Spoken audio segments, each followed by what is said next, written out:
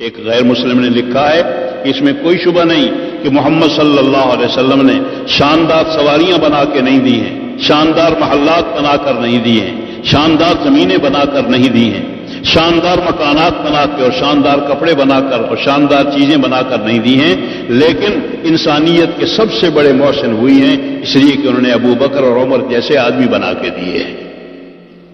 واقعی انسانیت کا سب سے بڑا محسن وہی ہوگا جو اس کام کو کرے گا، اور یہ کام اللہ جل جلالہ نے اتنا آسان فرمایا ہے اور اس پر اللہ کی اتنی مدد ہے کہ ایک مرتبہ نہیں، 1 کھرب مرتبہ قسم اٹھا کے کہہ سکتا ہوں قرآن مجید اور حدیث کی روشنی میں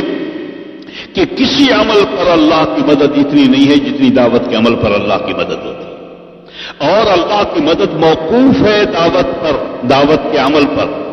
جب تک آدمی اللہ کے دین کی مدد نہیں کرتا ہے اللہ کی مدد نہیں آتی، نہیں آتی، نہیں آتی، نہیں آتی، اور اللہ کی مدد نہیں آتی تو کوئی مسئلہ حل نہیں ہوتا، نہ انفرادی مسائل حل ہوتے ہیں نہ اجتماعی مسائل حل ہوتے ہیں۔ سارے مسائل الجھے ہوئے اسی بنا پر ہیں کہ ہم نے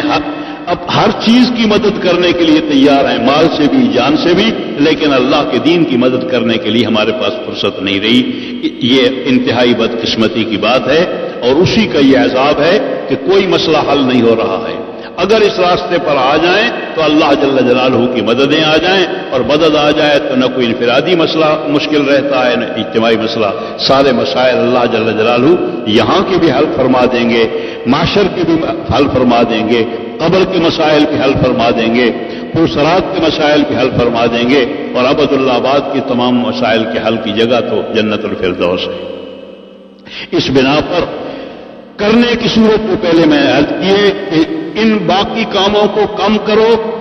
اتنا ہی کرنا ہے اور کچھ نہیں کرنا ہے، کوئی باہر سے کوئی چیز نہیں لانی ہے، یہ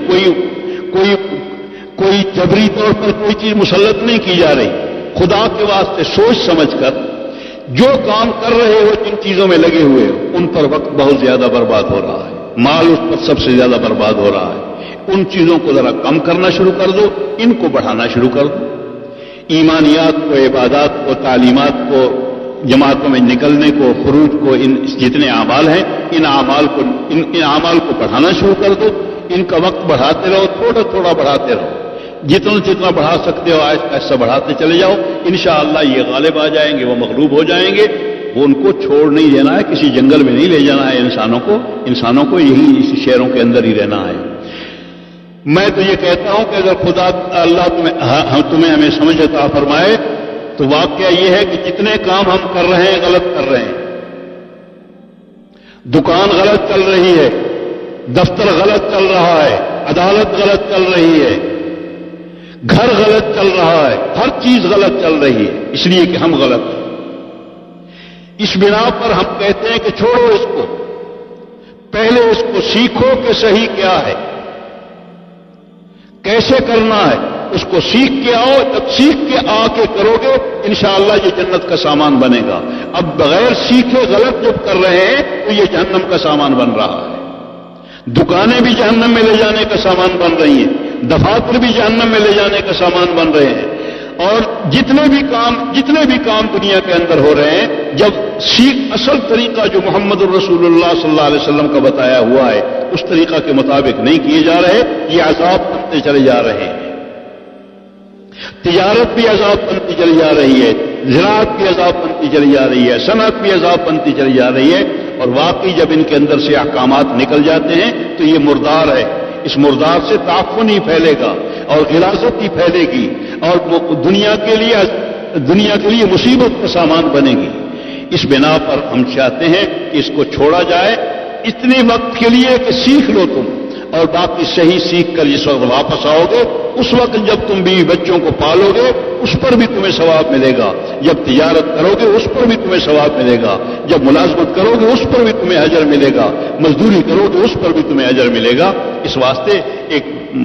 نفع طلع راستہ ہے، اور صرف یہی راستہ محمد الرسول اللہ صلی اللہ علیہ وسلم کا ہے۔ یہ راستے جن پر ہم چل رہے ہیں یہ غیروں کے راستے ہیں، حضور کا راستہ نہیں ہے، یہ چالو نہیں ہو سکتے، یہ نہیں چلیں گے، اور کبھی انسانیت کو اس سے راحت اور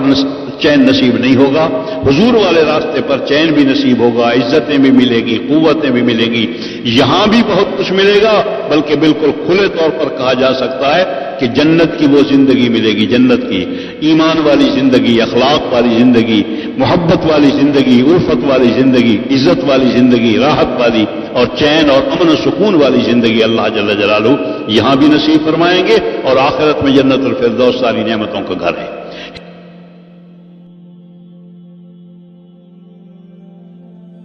جو کچھ سنا اللہ پاک اس پر عمل کرنے والا اور ساری کی ساری انسانیت تک پہنچانے والا بنائے۔ دین کی بات پھیلانا صدقہ جاریہ ہے۔ مزید ہماری ویڈیوز کو دیکھنے کے لیے ہمارے چینل دعوت تبلیغ کو سبسکرائب کریں۔ جزاکم اللہ خیرہ۔